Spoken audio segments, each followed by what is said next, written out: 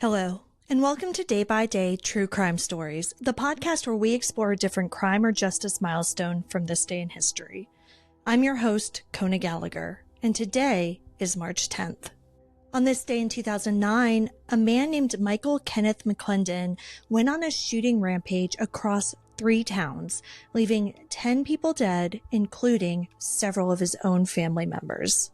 This is one of the deadliest mass shootings that the state had ever seen, and what makes it so much more disturbing is that for years, no one saw it coming.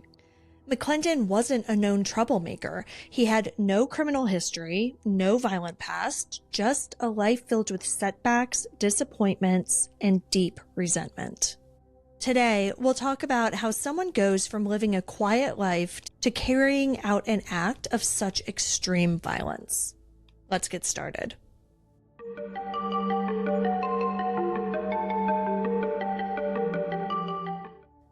Michael Kenneth McClendon was born in 1980 and raised in southern Alabama, mainly in the small town of Sampson.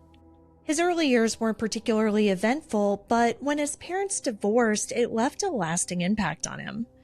He spent much of his time being raised by his maternal aunt and uncle, while his relationship with his mother became more complicated. In school, McClendon wasn't the type of kid who stood out. He was quiet, smart, and had no criminal record. After graduating from school in 1999, he tried to build a career for himself, but time and time again, he just hit dead ends. At one point, he wanted to become a police officer, but failed to complete basic training, washing out after just a week and a half. That failure seemed to linger in his mind. Over the next several years, he bounced from job to job, struggling to hold on to stable employment.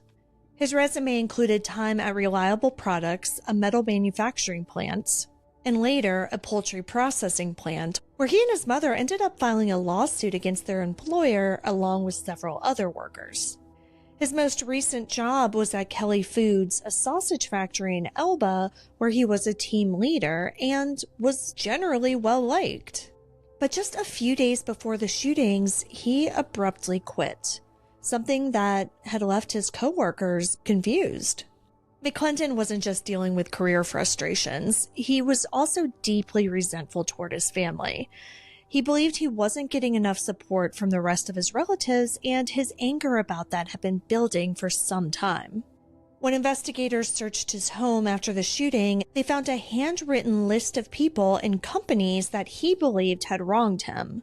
Interestingly, none of the individuals on that list became his victims, but it just shows how deeply he had been holding on to grudges.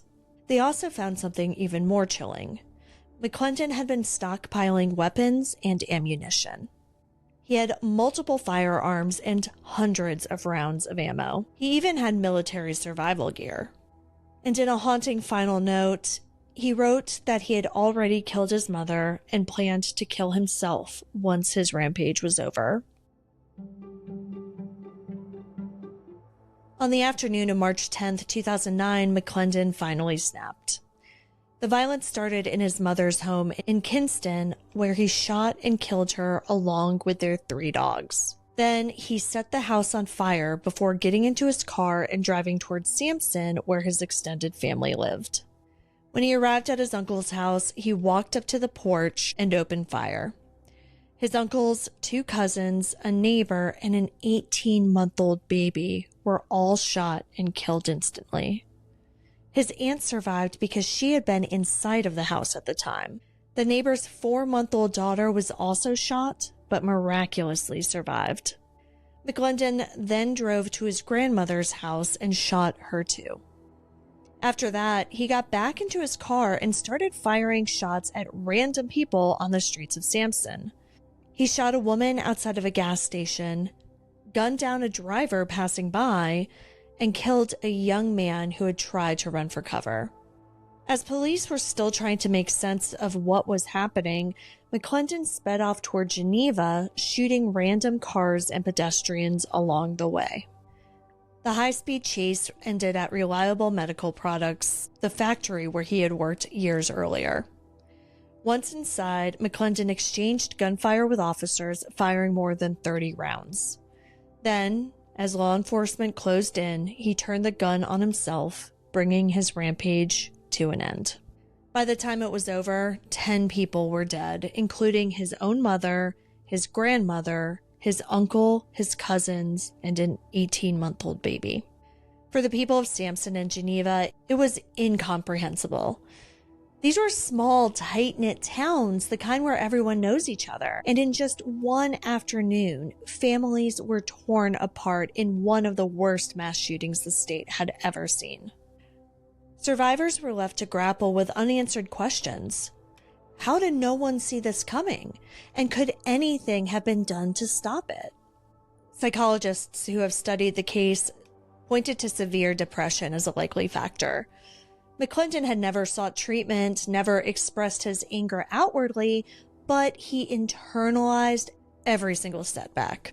His story is an upsetting look at what happens when resentment and mental health struggles are ignored. The question that still lingers is, could this have been prevented? After all, there were warning signs: his sudden job resignation, his stockpile of weapons, and his growing anger toward his family. But honestly, no one could have predicted the level of violence that he was capable of. This case really shows the importance of mental health intervention and checking in on people who seem to be struggling and making sure that warning signs don't go ignored. The Geneva County shootings devastated an entire community and left scars that may never fully heal. McClendon's actions were driven by years of pent-up anger and a belief that he had nothing left to lose. In the end, he took his pain out on people closest to him, leaving behind lasting trauma. If you or someone you know is struggling, reach out. Sometimes a simple conversation can make all the difference. Thank you for joining me on today's episode of Day by Day True Crime Stories. If you found this story compelling, please subscribe, rate, and review this podcast. And be sure to join me again tomorrow as we explore another significant event in true crime history. Until then, stay safe and remember that behind every headline is a life worth remembering. Day by Day True Crime Stories is a Little Monster production. Hey, you can do it!